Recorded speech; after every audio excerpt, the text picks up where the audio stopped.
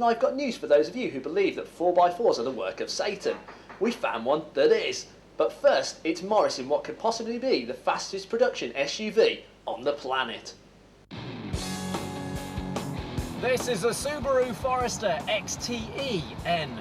It may have the body of a weak and feeble 4x4, but by crikey, it has the heart and soul of a fighter jet.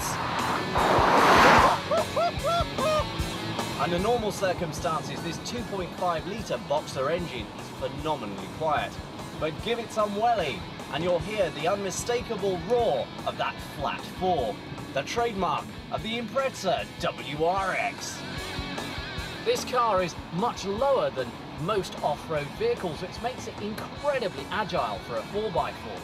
It will reach a top speed of 137 miles per hour and go from 0 to 60 in just 5.7 seconds, which gives it the unofficial title of the world's fastest sport utility vehicle.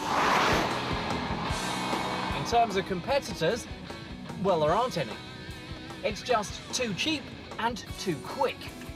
The nearest rival, in fact, would be the BMW X3 3-litre, which is considerably more expensive. And yet, despite its off-road capabilities and its excellent tarmac performance, this car returns a very healthy 26.9 miles per gallon, which is why Subaru have called it the best driving SUV on the market.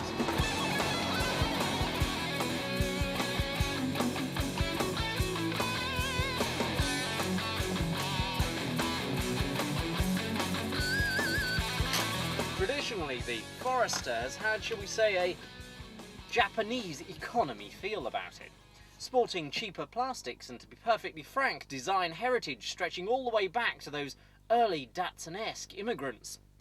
But that has all changed with this model, because this is a beautiful 4x4.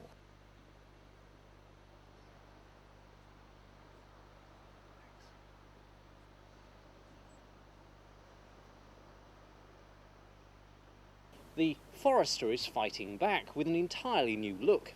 It has new front wings, new headlamps, a very nice new front grille and a big chunky bumper, all of which are designed to give it greater on-road presence. But that's not where it ends, and revisions continue at the rear. This car's got larger wheels and this entire new rear end, which is designed to make the car a little more imposing and taller, more in line with a conventional SUV. But in true Subaru style, driving dynamics are more important than sheer aesthetics every time, and you will never find a big, chunky spare wheel strapped to the back of a Forester, because that would create a pendulum-style weight just where you don't want it.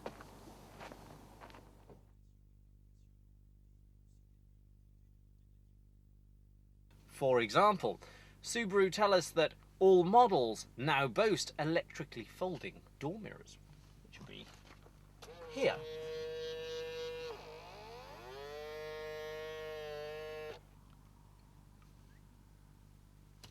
Well, not entirely sure that I'd boast about that.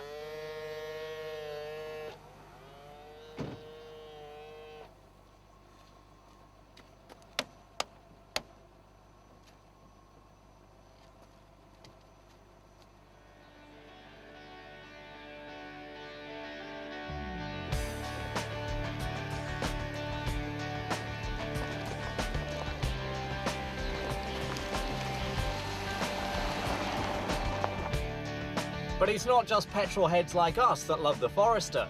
The Caravan Club recently named the Forester Tow Car of the Year. They also gave it the award for Best Compact 4x4. But we won't hold that against it. So the performance of the Forester is sparkling on tarmac. But what about off-road? Well, here we are, our subtle off-road test track. By no means the same test track that we use for our hardy 4x4s. That I wouldn't have the guts for. But let's see how the Forester copes with a bit of tip and a little bit of money. The grip is quite respectable, but there is no low ratio part of the gearbox. What you see is what you get. What you'd have on a standard road car is all you get with the Forester, which does make towing, lugging heavy loads or mud plugging a little more, should we say, challenging. Is that going to clear? I tell you what, that low ground clearance as well can give you a few sticky moments. But I tell you one thing, this car hasn't got stuck. So my off-road verdict? Not bad. Quite capable. Just remember its limitations.